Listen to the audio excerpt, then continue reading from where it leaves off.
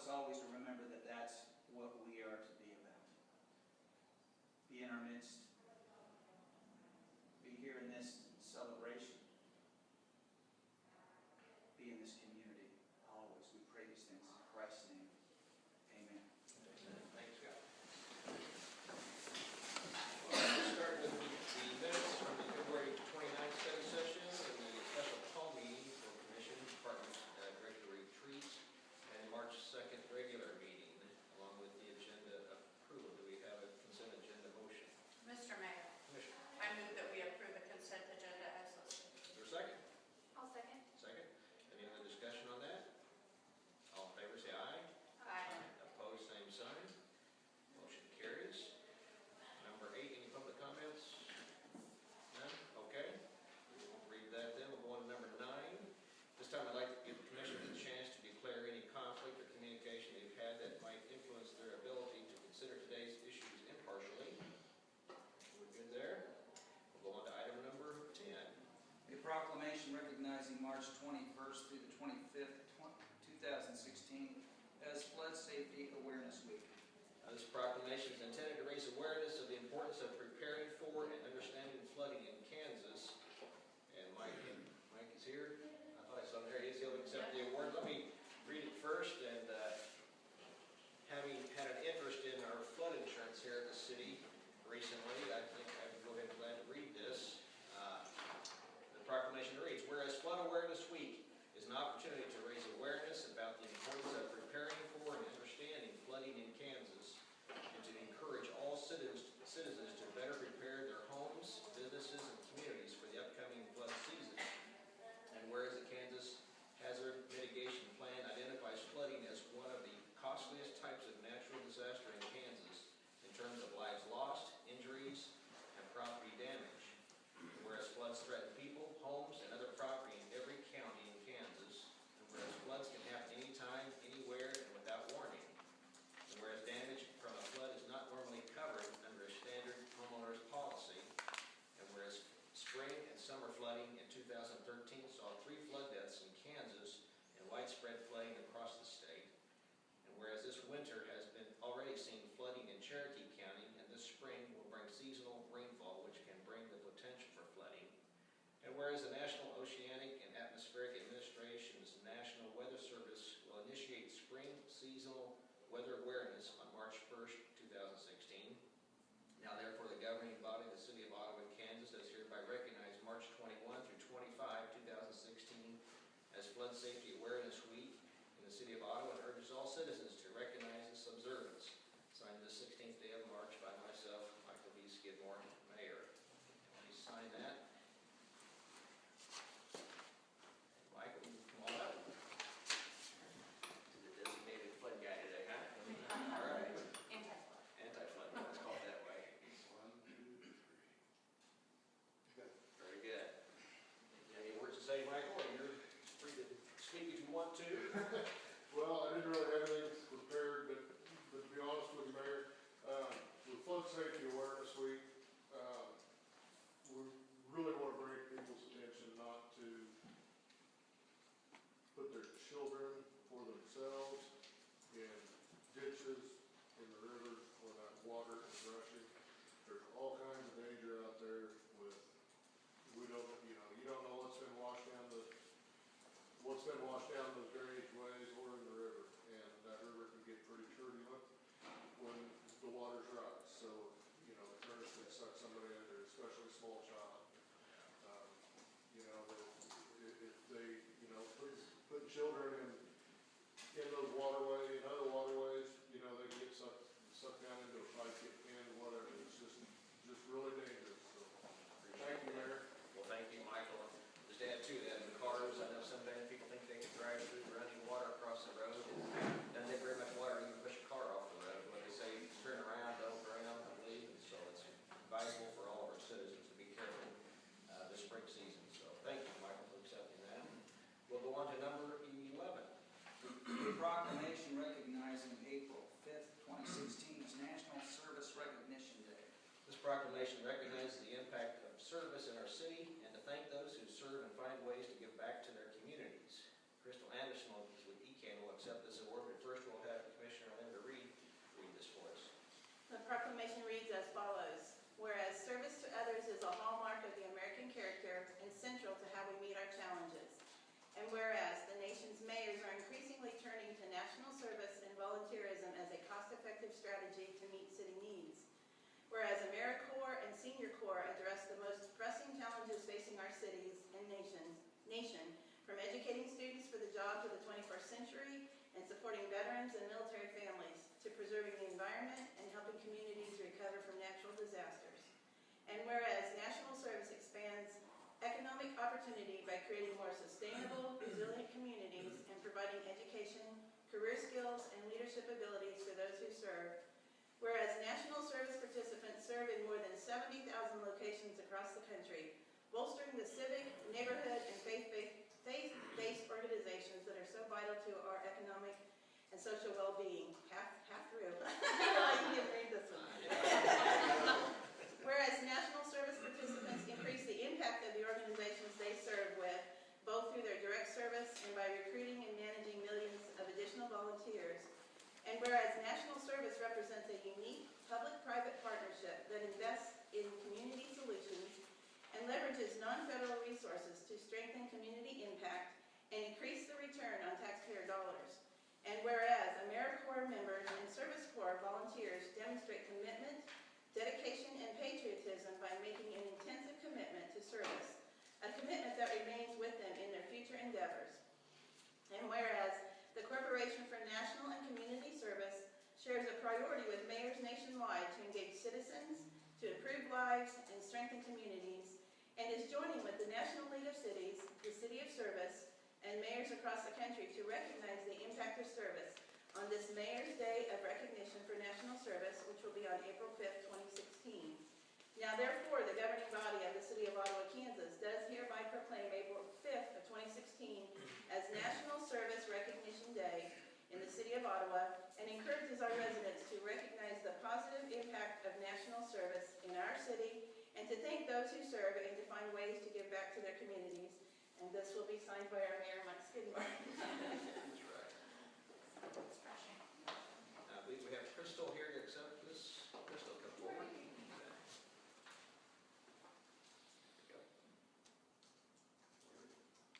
One more. Thank you, Craig. Do you want to say a few words, Crystal? Well, I feel that, Commissioner Reed had to read so much, and I'm obligated perhaps to say something, but in all truth, you all have a big agenda, and there's far more important folks in the room, so. But as a former AmeriCorps member and as a professional who's seen the immense impact that these folks can have in organizations and communities, I just want to thank you for recognizing this day. And I'm happy to report that I think even tomorrow there's a community meeting happening about bringing some more AmeriCorps positions into town, so stay tuned for that, but thank you for everything you all do as well. Thank you, Crystal. Let's move on to item number 12. Appointment to KMU Board of Directors. The appointment of Director number 2 to serve on Board of Directors of the Kansas Municipal Energy Agency, KMEA. It is recommended Utilities Director Dennis Tharp be appointed. And Richard, you want to take that? So Commissioners, we sent Dennis out of town. He didn't have to speak with us. Kansas Municipal Energy Agency is an agency we have belonged to for many, many years. And it really is an agency that helps municipal electric cities purchase power, look at generation needs, helps with financing, helps us to be the quality electric utility that we are. So Dennis was filling a unexpired term when he became Director of Public Utilities. He took over the term that former Director Jim Bradley had on this Board of Directors. So this is for a full term. It's for 2 years until 2018. And I would recommend to you that you appoint Dennis Tharp, who's Director of Public Utilities, to this term on the KMEA Board of Directors. And as you heard on Monday, we actually have 2 people on that board. We have Commissioner Reed, and then we will have Director Tharp, but we only get 1 vote, so they have to figure out on big issues. And I haven't seen any for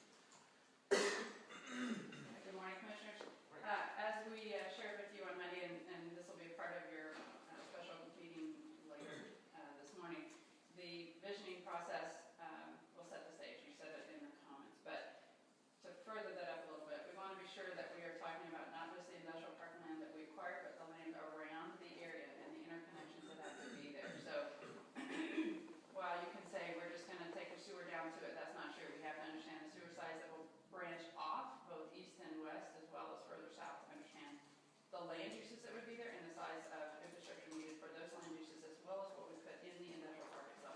The same can be said for the roads. While the main trunk roads we anticipate to be Montana and Kingman, somewhere in there's some connection roads. We want to be sure that we understand where those are most likely to be so that we don't end up with infrastructure under them and that we do have good adequate clearance for them for good traffic safety, particularly in relation to access to 59. But in addition to that, the ground on the other side of the creek from the ground that we own, there's currently some commercial there and there is a long-range plan there, but we want to look at that again and see if there's any other connections or anything that's informed differently because of the uses behind it. I think I mentioned to you on Monday that as an example, when you're looking at a site like this, it'll be good that Love's has additional truck parking and truck repair, but that's not the only kind of industry that may be supportive of the kinds of things that would be in our development park. So the visioning process will enable us to visit with stakeholders that are in the region in economic development as well as the state, and in addition to that, it'll give some public opportunities for the public to come and participate, and neighbors in what they think is the right thing there, and ultimately we end up with a couple of layouts that we can suggest to the governing bodies. I believe the steering committee, there's a steering committee in addition that will narrow that down to a couple and then come back and talk about that again with the public at a later date. We anticipate the process to be from, we've actually already started, but we anticipate concluded by the end of May. Shouldn't hold up the engineering, it will in fact inform the engineering. So if there's any questions, I'm happy to answer them. I guess I just started with who all will be signing this contract? Can you give us an name? Actually, I think the city manager intends for you to authorize him. Well, Okay, that's what you have of. yeah, and what we're asking you is to give us the authority to enter into a contract once we figure out today if the county is going to participate or not. What we know is if we do this on our own, it's $65,000, and that will be paid out of sales tax funds that we'll start receiving later this year. And I make the assumption, and that's always dangerous to do those things, but if the county participates, I would assume it would be at the same percentage as the money that they loaned us to purchase the land out there, and that's at 33%. Or there. Very good. Okay. Mrs. Lee, I actually have been thinking about this master planning quite a bit lately, and I was thinking, how would an average citizen view this process that we're going through? Because it can seem really big. I mean, if you're dealing with everyday issues on, or we have mac and cheese or chicken nuggets, you're probably not thinking about master planning for a business park. So, tell me if I'm correct, or please feel free to correct me on this, but could it be akin to if you were going to build a brand new house, you wouldn't just start by building it. Right. You have to start by having blueprints, you need to decide where your driveway is going to go, what utilities are there. You probably just don't build a garden and then decide, oh, I'm going to build a house right there next to it. You don't plant flowers before you know where the bedrooms are going to be, and will you be able to see them outside? Right.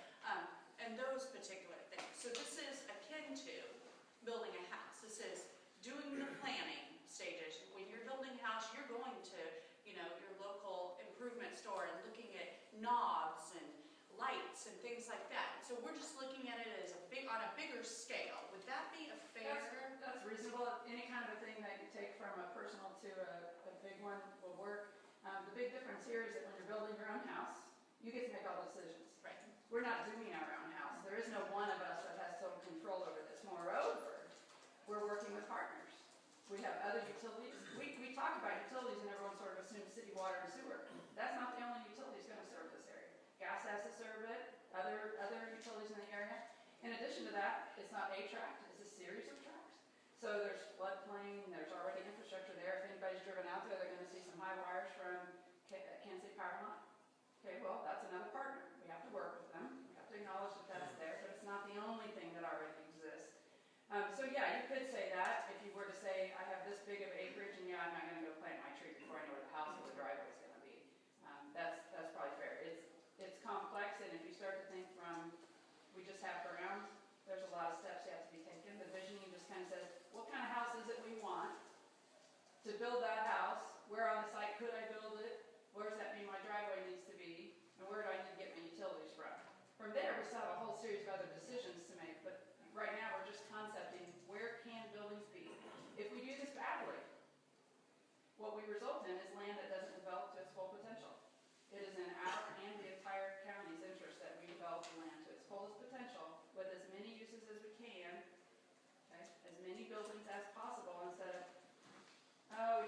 water line here, and we put that hydrant, and all of a sudden, yeah, we have great fire coverage, but there's no building because we put the water line right through the middle of the track and we can't build on it. So those are the kind of things that we want to be wary of when we're doing this. Great, okay. Thanks Anything very much, Wendy. Thank you. Any questions? Not? We'll entertain a motion on item number 13 then. Mr. Mayor, Commissioner? I would move that we authorize the city and through our city manager, the ability to negotiate and sign a contract for the planning for, the master planning for our business development park. Okay, is there a second to that? Second. Second, okay. Any other discussion? If not, let's take a roll call vote, please. How do you vote, Commissioner Reed? Yes. Commissioner Kaler? Yes. Commissioner Graves? Yes. Mayor Skidmore? I vote yes too. Motion carries. Thank you all very much. Looking forward to getting something rolling out there. And I recognize totally that there's a lot of work to be done before anything goes vertical, and that's, I totally appreciate the work and Wendy and Richard have been doing on that. So look forward to getting that going. Let's go on to item number 14. Appointment to vacant city commissioner position. John Dickinson resigned from the Ottawa City Commission on February 3rd, 2016, and according to state Kansas statute, commissioners have 60 days to appoint a replacement to fulfill Mr. Dickinson's unexpired term. Following a public application interview process, Blake Jorgensen was nominated to fulfill Mr. Dickinson's unexpired term. And I believe Mr. Jorgensen's here today. He is here, okay, I wondered about that. Why don't you come forward, and I guess we have to make a motion for that first, is that right? So moved. Okay, is there a second to that? I'll second. Second down there, any other discussion? Do you want to debate it? Any other discussion on that? I guess not. Let's take a roll call on that too, please. How do you vote, Commissioner Kaler? Yes. Commissioner Graves? Yes. Commissioner Reed? Yes. Mayor Skidmore? And yes, all motion carries, so thank you very much. Blake Jorgensen, come forward, please. You want it to face you guys or face the camera? Boy, I think the camera. And if you would repeat after me, I, and state your name, I, Blake Jorgensen, do solemnly swear do solemnly swear that I will support the Constitution of the United States that I will support the Constitution of the United and States the Constitution of the State of Kansas, and the Constitution of the State of Kansas, and faithfully discharge the duties and faithfully discharge the duties of City Commissioner of City of Commissioner the City of Ottawa, Kansas. of the City of Ottawa, Kansas. So help me God. So help me God. Congratulations. Thank you.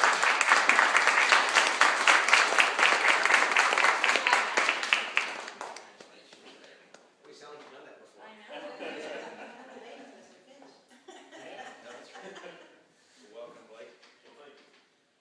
I was just thinking about, I know we had some competition with this, and Mr. Ken Woods applied for it as well, and I just want to say what a great job he did in the interview process too, and his application is very well reviewed, but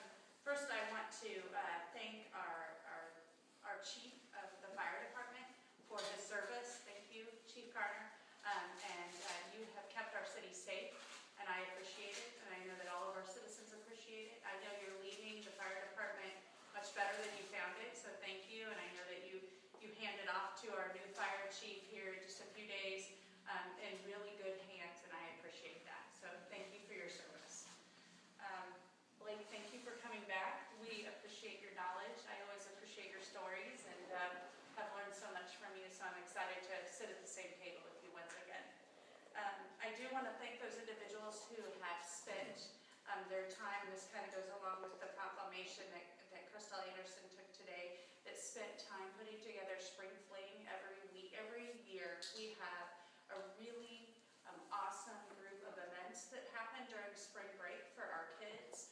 And if you don't know how blessed we are, move to another community and see that they have literally nothing for their kids during spring break. So we have people that actually come from Gardner and come from the Johnson County area and actually the whole region that come just to participate in activities here in our community. So we are blessed to have individuals who really give up their time and put together activities for our kids to stay safe during spring break and not sit on the couch and stay active. So thank you to those individuals that do that. And the last thing is that I would be remiss if I didn't wish everybody happy St. Patrick's Day tomorrow. And you should know that if you are lucky enough to be Irish, you're lucky enough. Very good. Linda? I also want to thank Chief Carter and for all the work you've done, all the years you've served our city and our citizens. And it's great to see your team, part of your team here today, so I appreciate that support. Also, Blake, I appreciate having you back. And it's perfect timing as we listen to Mrs. Lee talk about the master planning. You've kind of been involved from the beginning with that. So I'm excited to see that moving forward. You can go to many communities throughout the United States and see some pretty bad planning. So I know that we're following the right path to do that planning from the beginning. So I think that's all I have. That's good. And I echo the same comments. Blake, great to have you back too. I just was thinking how much more I'd rather face the voters than this panel of people with the questions we had. So I appreciate you willing, Emily, for you to come on board like that too. That's kind of a challenge that way, but I appreciate it very much. Glad to have you back. Glad to have another member back to talk sports and interest rates. Did you want to talk sports? And interest rate. Combination. Okay, we'll pass on that, I guess. And I just want to say a brief moment about our trip to Washington, D.C. I know we'll have another chance to speak more later, maybe the next commission meeting. But I've just learned something anytime I go to these meetings, how wonderfully blessed we are to be in Ottawa, Kansas. I speak with many other people involved in municipalities around the nation, and we're way ahead of many people. And for a town our size, I'm really impressed. So that's a tribute to our manager, to the department heads, to the staff, to the previous commissioners that have built the city up the way it is today. And so all those people, I truly appreciate their devotion and dedication to our community. It's a real testament to where we are and where we're going. We're not status quo, we're moving forward. So I'm excited about that part too. So it really is a good moment. And with that, let me I have a plaque here for Chief Carter. Let me read this to you. And Chief, before you come up, I also wanted to say I'm glad Terry, your wife, is with you. I know every good man is a better woman, and so I know that's true in my case. In fact, it was written about me, I think, of it. Before I started. But anyway, let me read this first of all. In recognition of continuous service to the city of Ottawa, 1983, that's AD, right, to 2016, this plaque is presented to Fire Chief Jeff Carter as a memento of the city's appreciation. Jeff, would you please come forward? I look forward to handing this to you.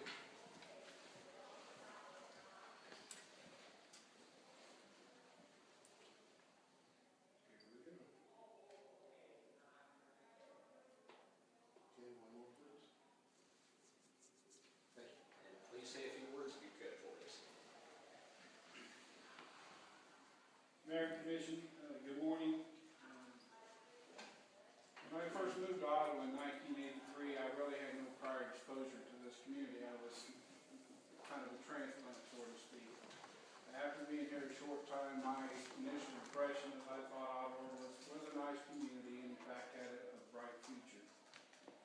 Now, 33 years later, I can say with total certainty that Ottawa is in fact a wonderful community, and we do in fact have a very, very bright future ahead of us. In fact, Ottawa is my home and always will be my home.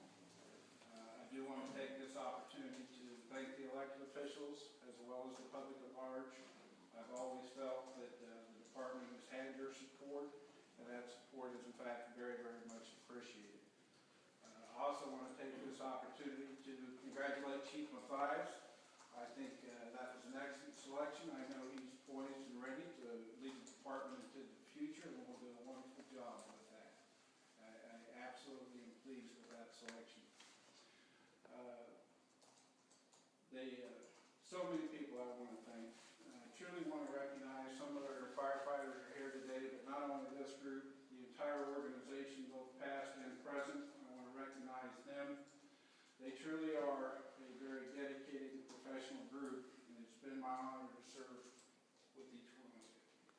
So in saying that, most importantly, the mayor had recognized that my wife is here. Terry's in the back of the room.